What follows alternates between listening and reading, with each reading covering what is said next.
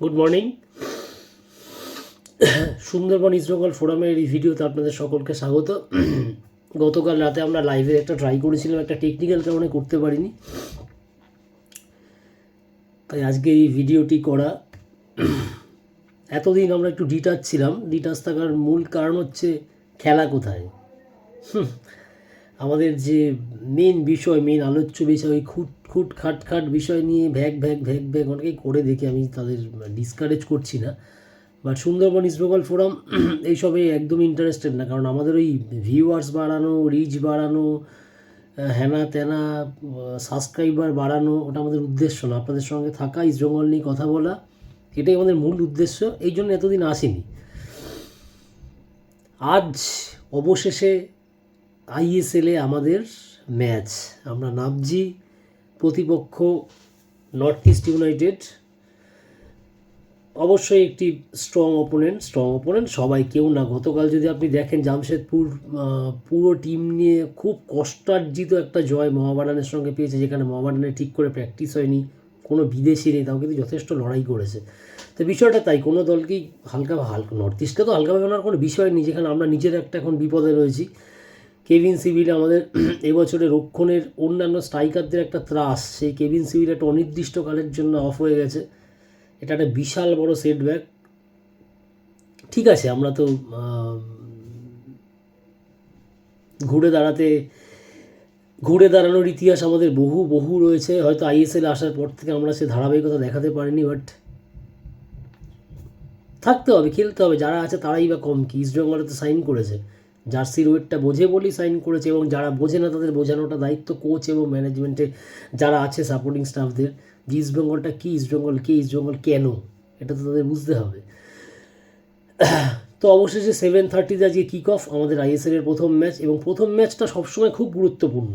খুব মানে যদি না জিতে শুরু করতে হবে। এবার অত্যন্ত শর্ট স্প্যানের লিগ, একটা ম্যাচ দুটো ম্যাচ এদিক ওদিক হওয়া মানে কিন্তু বিরাট পার্থক্য করে দেবে। লং লিগে কিন্তু পার্থক্য হয় না। আমরা দেখেছি চেন্নাইকে প্রথম 6-7টা ম্যাচ জিতেও তারা ফাইনাল খেলেছিল, এরকম অতীত আছে। গতবার আমাদের শুরুটা এত খারাপ হয়েছিল, অতটা খারাপ না হলে তো আমরা সুপার 6 রিচ করে যেতাম। অস্কার ব্রুস আসার পরে ইস্টবেঙ্গল যে কটা পয়েন্ট পেয়েছিল, সব ম্যাচ ভালো খেলেছে, সব ম্যাচ জিতেছে তা নয়, তা বলবো না, তা হয়ও নি, বলার তো প্রশ্নই আসে না। কিন্তু প্রথম 6টা ম্যাচ থেকে যদি নীল না হতো, তাহলে সুপার 6টা আমরা কোয়ালিফাই গত বছর করে ফেলতাম। যাই হোক, আমাদের কপাল তো আর কি, কখনো প্লেয়ার থাকে না, কখনো রেফারির জন্য হয়, কখনো বাজে খেলে, সব নিয়েই আমাদের ঘেটে কন্ডিশন। তো আজ নর্থ ইস্ট ইউনাইটেডের সঙ্গে আমাদের মাস্ট উইন ম্যাচ। হ্যাঁ, প্রতিটা ম্যাচ মাস্ট উইন, প্রত্যেকটা ম্যাচ এই স্প্যানে প্রতিটা ম্যাচকে মাস্ট উইন হিসাবেই ধরতে হবে। আশা করি স্যার অস্কার ব্রুজেনও তাই ধরবে, প্লেয়ারদের মাথাতেও সেটাই ঢোকাবে। আজ যদি একটু টিম নিয়ে কথা বলি, দেখুন আপনারা, নর্থ ইস্ট ইউনাইটেড লাস্ট 2 বছর ধরে ডুরান্ড কাপ ছাড়া কোনো ট্রফি না পেলেও অত্যন্ত ধারাবাহিক, এবং তার মূল কারণ কিন্তু আলাদিন আলজেরি। ও হচ্ছে মেন ফ্যাক্টর ছিল, যে আজকের ম্যাচে নেই, আইএসএলেই নেই, ও লোন আউট হয়ে গেছে। তো নর্থ ইস্ট ইউনাইটেড কিন্তু আলাদিন থাকা এবং আলাদিন না থাকার মধ্যে একটা পার্থক্য আছে, একদম আছেই। আর আমি যদি খুব ভুল না করি, নর্থ ইস্টে 3টে বিদেশি, ওদের কিন্তু 6টা বিদেশি নেই। সাম্পাউরি বলে একটা স্ট্রাইকার আছে, জোবাকো আছে, আর একটা প্লেয়ার রয়েছে, 3টে বিদেশি। সেখানে আমাদেরও 4টে বিদেশি এখন এই মুহূর্তে রয়েছে। অ্যান্টন সোজবার্গ এখনও আসেনি, কেভিন সিভিলে নেই, এই তো 2টো আউটই হয়ে গেল। রইল বাকি Saul Crespo, Mohammad Rashid, Miguel Figueira এবং ইউসুফ এসএসডি। আজকের ম্যাচের একটি কি ফ্যাক্টর হতে পারে ইউসেফের ওপর কিন্তু অনেক কিছু ডিপেন্ড করছে। আমি যদি ফার্স্ট 11টা প্রেডিক্ট করি, আমি প্রেডিক্ট করতে পারি, আমি তো টিম বিল্ডার না, ওটা কোচ জানে। আমি ভুলও হতে পারি, আমি ঠিকও হতে পারি। তবে আজকে ব্যাক ফোরটা নিয়ে একটা কোশ্চেন মার্ক আছে। ব্যাক ফোরটা নিয়ে কিন্তু অনেকেই অনেক ধরনের কথাবার্তা বলছে, কিন্তু আসলটা কী হবে 7:30 আগে টিম লিস্টে যখন বেরোবে তখনই বোঝা যাবে। তো আমার যেটা মনে হয়, অবশ্যই গোলে কোনো সন্দেহ নেই, সন্দেহাতীতভাবে প্রভু শ্রীকান্ত সিং গিল। রাইটে রাকিব যদি সুস্থ হয়, এটা কিন্তু এখনও পরিষ্কার না রাকিব 100% ফিট কি না, আজকে অনফিল্ড হওয়ার মতো কন্ডিশনে রাকিব আছে কি না। রাকিব যদি সুস্থ হয় তো রাকিব একদম ফার্স্ট চয়েস। স্টপারে মোস্ট প্রবাবলি, আর যদি রাকিব রাইট ব্যাকে খেলতে না পারে সেক্ষেত্রে লাল। স্টপারে মোস্ট প্রবাবলি আনোয়ারের সঙ্গে আজকে জুটি বাঁধতে চলেছে মার্তান রায়না। এবং রাকিব যদি খেলে সেক্ষেত্রে আনোয়ারের সঙ্গে জুটি বাঁধার সম্ভাবনা কিন্তু লালেরও থাকছে একটা। এবং লেফট ব্যাকে অবশ্যই সন্দেহাতীতভাবে জয়গুপ্তা, লেফট ব্যাক নিয়ে কোনো রকমের কোনো কনফিউশন নেই, এই ব্যাপার দুটোতে রয়েছে, একদম রয়েছে, এটা এই দুটো বোঝা যাচ্ছে না ঠিক। হতে পারে রাকিব আনোয়ার মার্তন রায়না জয়, হতে পারে লাল আনোয়ার মার্তন রায়না জয়, হতে পারে রাকিব আনোয়ার লাল জয়, তিনটের যে কোনো একটাই আজকে ব্যাকফোরে হতে পারে। আইদার ফার্স্ট টিমে লাল ওর রায়না ওর দুজনেই একসঙ্গে, এই একটা ব্যাপার আজকে রয়েছে। এবার যদি আমি মিডফিল্ডে আসি, মিডফিল্ডে যেহেতু আমাদের 4টে বিদেশি রয়েছে তাই বিদেশি চেঞ্জ করার ব্যাপারটা আজকের ম্যাচে অন্তত নেই। সেক্ষেত্রে রশিদের সঙ্গে থাকবে Miguel Figueira, Saul Crespo, Miguel, Rashid এবং সাউল ক্রেসপো, এই যে ট্রায়োটা, এটা কিন্তু এবার আইএসএলের, আমি মোহনবাগান সুপার জায়ান্টসের কথা মাথায় রেখেই বলছি, one of the best midfield.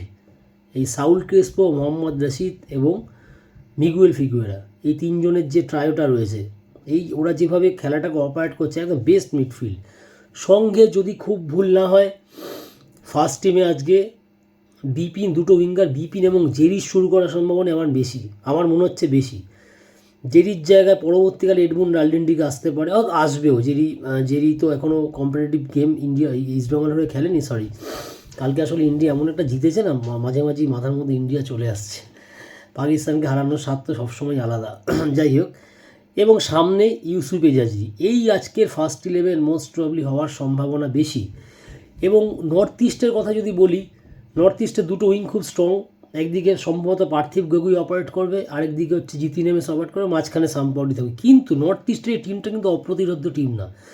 আমি কেভিন সিবিলে, মহেশ, এই দুজনের না থাকাকে মাথায় রেখেই বলছি, নিজেদের ক্ষমতা অনুযায়ী খেলতে পারলে নর্থ ইস্টকে হারানো কোনো অসুবিধাই হওয়ার কথা না। সঙ্গে আমাদের নিজেদের সাপোর্ট রয়েছে, আমরা আজ ঘরের মাঠে খেলবো।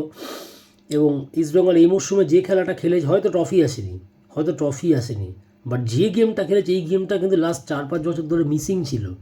আমরা বটম লাইনে থাকছি না, এবার কিন্তু আমরা ফাইনালগুলো রিচ করেছি। দুর্ভাগ্যবশত ডুরান্ড কাপের ডায়মন্ড হারবার ম্যাচটা, ওটা তো কোনো ক্লারিফিকেশানই নেই, ওটা যদি ওরকম না হতো ওটা ফাইনাল রিচ করতাম। আইএফএ শিল্ডের ফাইনালে আমরা টাইব্রেকারে হারলাম এবং সুপার কাপের ফাইনালেও টাইব্রেকারে হারলাম, অল্পের জন্য আমরা ট্রফিগুলো মিস করেছি। যাই হোক, আবার বলছি, একদম 3 পয়েন্ট নিয়েই যেতে হবে। Mohun Bagan super giants first match জিতে গেছে, মোহামেডান দুর্ভাগ্যবশত কালকে হেরে গেছে, যথেষ্ট ভালো খেলেছে, আমাদেরও কিন্তু আজ জিততে হবে মানে জিততেই হবে, যেন তেন প্রকার 3 পয়েন্ট চাই। 1 গোলে হারছি, জিতছি কি 3 গোলে জিতছি ম্যাটার করবে না, 3 পয়েন্ট আজকে চাই। এই আশা নিয়ে আমরা প্রত্যেকে আজকে মাঠে যাব। আপনাদেরও বলছি, মাঠে আসুন, দলের জন্য গলা ফাটান। এটা অবশ্য বলার ব্যাপার না, আমরা তাই করেই আসছি। হয়তো পারফরমেন্স আপ অ্যান্ড ডাউন হয়েছিল বলে আমাদের দর্শক মাঝখানে কমে গেছে, স্বাভাবিক। কে এত বারবার ধরে হারতে, যতই ভালোবাসার দল হোক, মাতৃসম ক্লাব হোক, লাগাতার হারের একটা ইফেক্ট আছে, এটা তো কোনো সন্দেহ নেই। তো আশা করব সবাইকে আমি বলছি, ইস্টবেঙ্গল ফ্র্যাটার্নিটির প্রত্যেককে বলছি, আপনারা যে মাঠে আসুন। অন্তত ফার্স্ট ম্যাচ বলে কথা, সব ম্যাচ সবার পক্ষে মাঠে যাওয়া সম্ভব না, আমার নিজেরও হয়তো হবে না, আমরা সবাই চাকুরিজীবী, ম্যাক্সিমাম বেসরকারি সংস্থা আমরা চাকরি করি। তো যাই হোক, আজকে সবাই মাঠে আসুন। আশা করব অস্কার ব্রুজের ছেলেরা একটা দুর্দান্ত ম্যাচ আজকে উপহার দেবে। এবং আবার বলছি, 3 পয়েন্ট মাস্ট, 3 পয়েন্টের আজকে কোনো বিকল্প নেই, জিততেই হবে। জয় ইস্টবেঙ্গল। আমরা দলের 12 নম্বর ম্যান, গ্যালারি ভরিয়ে থাকবো, আমরা আছি এবং থাকবো। জয় ইস্টবেঙ্গল।